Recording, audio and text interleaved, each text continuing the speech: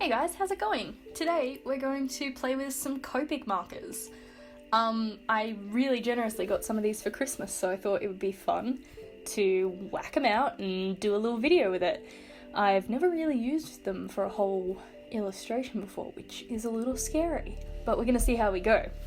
I got the Start 12 colour set and the grey 12 colour set, and I just think it's a really fantastic combination. It's definitely my colours, you know? Very excited.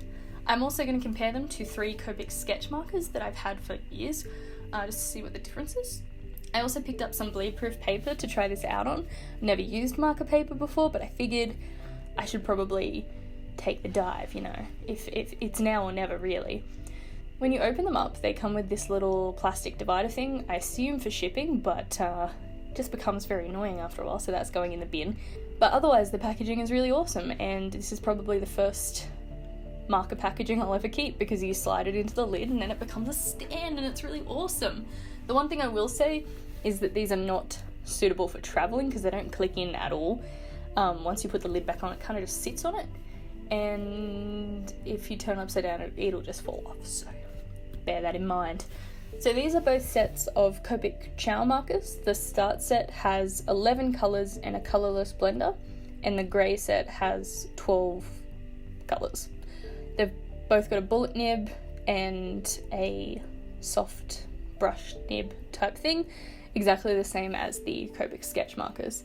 Also, sorry, but the first half of these swatches are out of focus because my camera kept wanting to focus on the lids for some reason.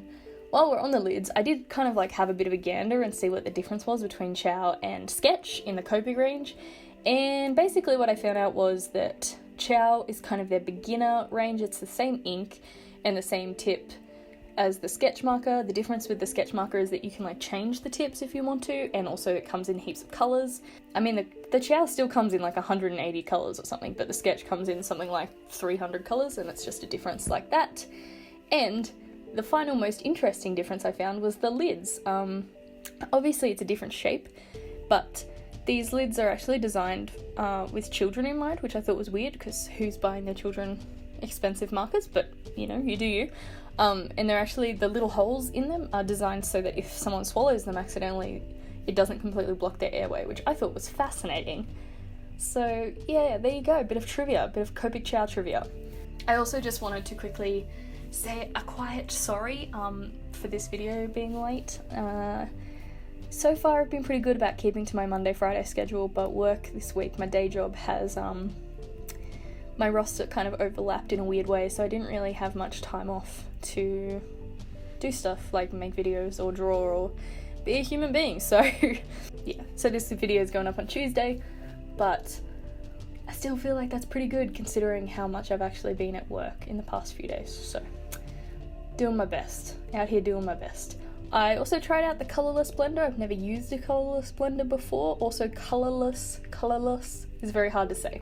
So yeah, I wasn't really sure how to do it. I've seen people like touch the tips to create a gradient, so I tried doing that. Didn't really work, but it did make like a soft colour, so that was interesting. I just don't really know what to do with it. I really should have looked at some tutorials before I started this, I guess, but yeah, it was just weird. And then I tried to blend like 2 similar colours together. That didn't work either. Now that I've had a bit more of a play with them, I think maybe I just didn't use enough ink. I think it wasn't wet enough for me to blend. I was kind of scared of overworking the paper because I'm so used to watercolour paper and literally any other paper, but I feel like marker paper, you actually can't overwork it because that's how it's made, you know, it's made to kind of be worked so that you can blend them. I mostly stuck to using the Start set in this video just because bright colours are exciting, but I will actually say that the grey set is fantastic and I really love the colours they've included. I think that if you draw comics, you will definitely get use out of this set. That's what I'm most excited to use them for. I don't really use black and white in like illustration type stuff, but in comics I definitely do, so super excited to make comics with these, and also very excited to play around with this paper more because this was a come from behind favourite of this video. I was surprised by how much I really enjoyed the marker paper. I kind of thought it was a bit of a gimmick when I first picked it up, I was like, yeah, I'll give it a go for the video. We'll see how it goes, but genuinely really impressed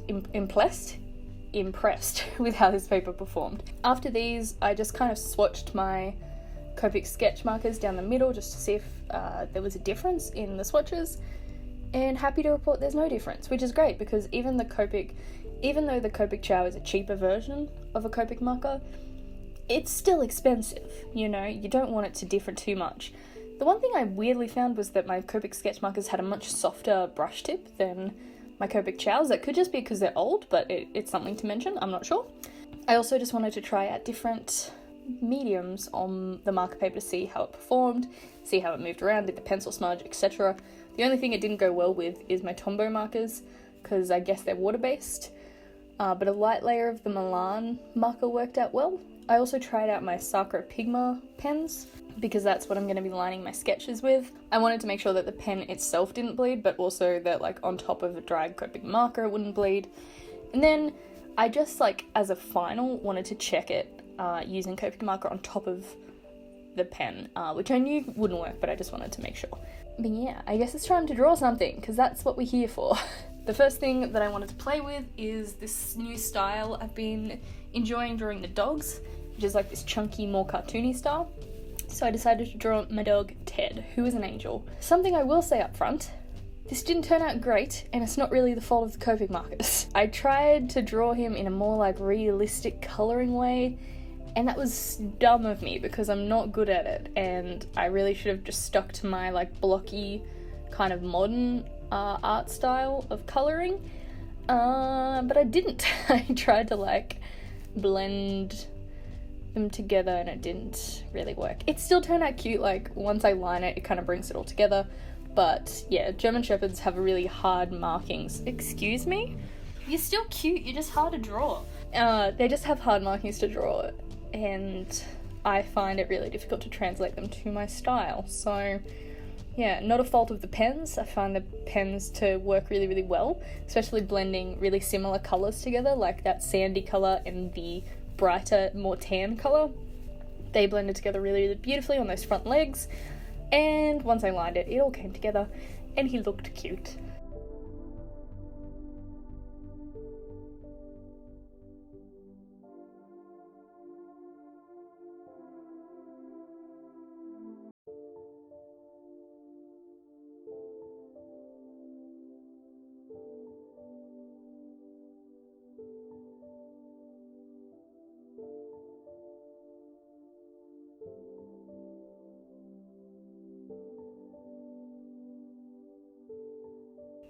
Once I finished drawing Ted, I wanted to just kind of doodle about and test more of that blend that I found on those front legs, and I found that I really had to lay down lots and lots of ink to get them to blend into each other, which is something I didn't know about Copic markers before. I didn't watch a tutorial, I didn't read anything about them, I just kind of jumped into it, which in hindsight probably wasn't the best way to go about it, but I just thought it'd be more entertaining that way. So I also blended my sketch markers with my Ciao markers. They worked fine.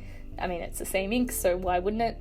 But I just wanted to try them together, and I really love how this peach and these leaves turned out. Actually, I am really pleasantly surprised. I think they turned out really nice, and this kind of like gradient wash effect I got on them was really pretty, and I wanted to recreate that on like a more finished illustration, I guess. So once I kind of had a bit of a play around with blending and getting more of an idea, a feel for it, I decided do a little sketch, get a little character out on the page.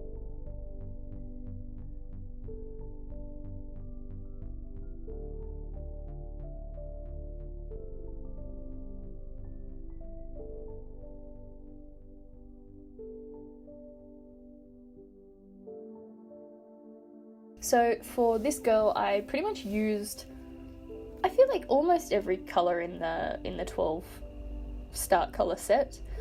I just really wanted to try it out, see how it goes. It's very sketchy. It's not like, it's a sketch. It's not a finished illustration. I honestly, just with the timing of this video, I didn't really have time to like sit down for a full half an hour and make something. This was like a cheeky 10-minute sketch. but I'm really, really pleased with how it turned out. I love the effect that Copics give. I was really intimidated by them. Like, no joke, these sat in my drawer for a full month before I even got them out to swatch them, because I'm a little bit scared of the old Copic marker. But I'm really, really glad that I sat down and did this video and did these sketches, because now I'm a little less afraid. And I'm actually just really excited to use them and see what their potential is and see what they can do. Because, yeah, you can get some really interesting effects with them and really natural, beautiful looking shadows out of them. I just think they look really cool. I'm really, really happy with how the sketch came out. I decided to recreate the peach type gradient on her hair. Also, while we're up in this section, you can see I bent the paper trying to erase some pencil marks. So that is a downside to marker paper. It's paper thin. Paper thin, all paper is paper thin. You know what I mean. It's really, really thin. But I really love how her hair turned out. I think she's really cute. She's a real cutie. I gave her a little background, which I never do. One of my art resolutions for 2019 is to complete illustrations, give them backgrounds and context and stuff. Something I'm really bad at, so trying to do it more this year, even if it's just a brick wall. And just shaded them a little bit. I didn't really have a brick colour, so I was just kind of splotching on colours and hoping for the best, and I think it turned out okay, so we're just gonna go with it. Like pretty much all my art, it comes together best when I put lines over my dodgy colouring. But something weird was happening to me when I was inking this. I think I just think I haven't been resting my hands properly, because I was really, really shaky. You can see how much shakier my lines are than normal. I don't know what was happening. Was I dehydrated? I don't know, but they're very, very wobbly, which concerns me a little bit. I think maybe I just need to take a little bit better care of myself. It's not something I'm great at. Despite the wobbly lines, despite the dodgy colouring, despite the questionable background, I really, really love how this turned out. It's a very cute little sketch, and honestly, when I looked back at the footage, this took me 9 minutes to do. You wouldn't be able to get the same kind of effect with any other medium I have sitting in my art room. Copics are kind of one of a kind, and I'm really, really glad that I have the opportunity to play with them, because now that I've kind of broken into them a little bit and I'm starting to get to know them, I'm really, really excited about them. So yeah, I think that's pretty much all I have to say for this video. If you have any questions, comment, say hey, you know the drill. Thank you heaps for watching. Sorry it was a little late. I will see you on Friday. Bye.